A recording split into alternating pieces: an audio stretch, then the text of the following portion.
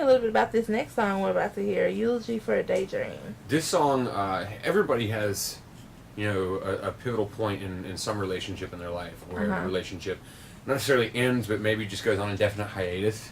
And in some cases, just a lot ends. And this was kind of like just an homage to that relationship and the interactions that I had with this particular person. Okay.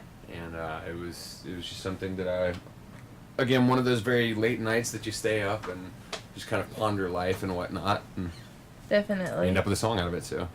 Well, let's hear it. Alrighty.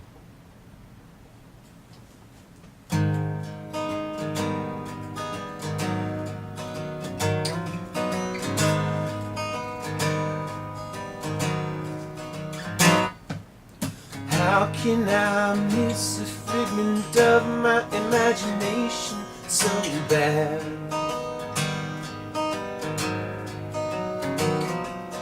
Why does my heart pine for a lover that it never had? 'Cause as far back as I remember, a cold September there's never been. But I'm burning up in hell, 'cause my beloved Delta Bell belongs to him. She never was mine to begin.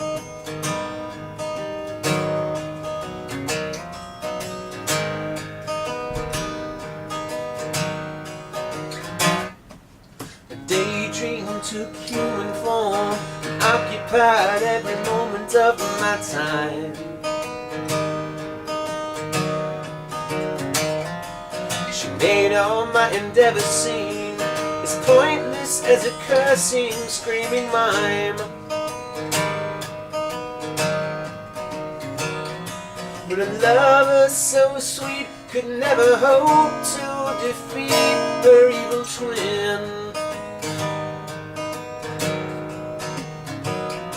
Now an epitaph remains just to remind me of the pain I had within. She never was mine to begin.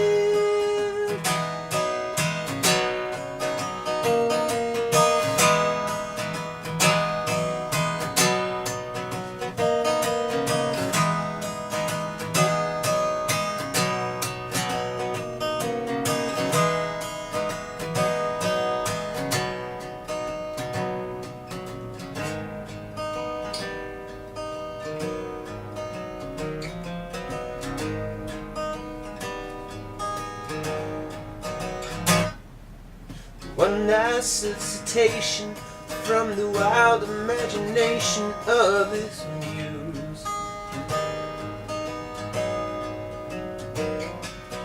For I acquiesce to whomever else is next to be abused. 'Cause as far back as I remember, a cold September there's never been. But I'm burning up in hell, 'cause my beloved Delta Bell belongs to him. She never was mine to begin.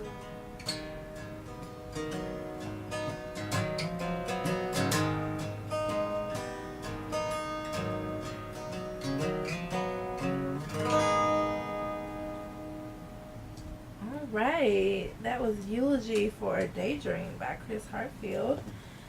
That song was pretty cool. I liked it. Thank you.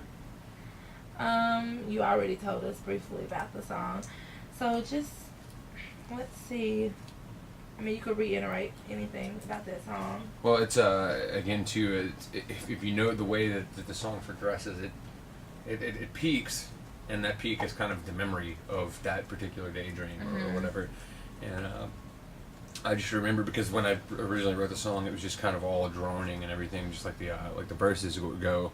And that little middle section on the record, there's a big epic like bluesy guitar solo there, a la like a John Mayer on Gravity or something like that. and then it just kind of drops back down into like, okay, this is really sinking in now.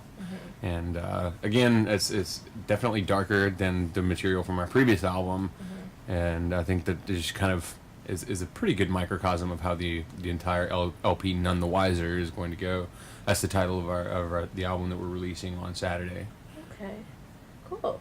Well, let's find out a little bit more about Chris Hartfield. Okay. When did you start playing? I started playing guitar my senior year of high school. Okay. Just one of those things. I played saxophone in the band, Okay. and then I decided to pick up guitar. Realized I was going to make more money doing that. And when you started playing, you automatically started performing, or? Well, I mean, I started writing songs about 3 months, once I'd gotten the basic chords down and everything.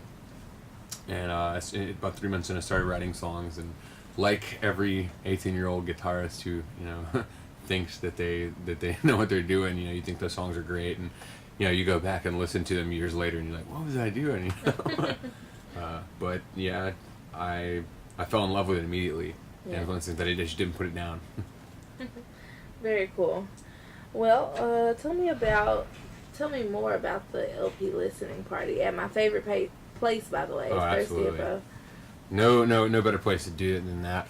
Like I said, the show's going to start at 10. We're going to have the Stilettos go on for us, and like I said, they're really high energy. I got to see those guys perform, or those ladies perform rather, at the Battle of the Bands at Dre La Rouge a few weeks ago, and I was competing in the acoustic competition, and they went on immediately after me and just blew me out of the water.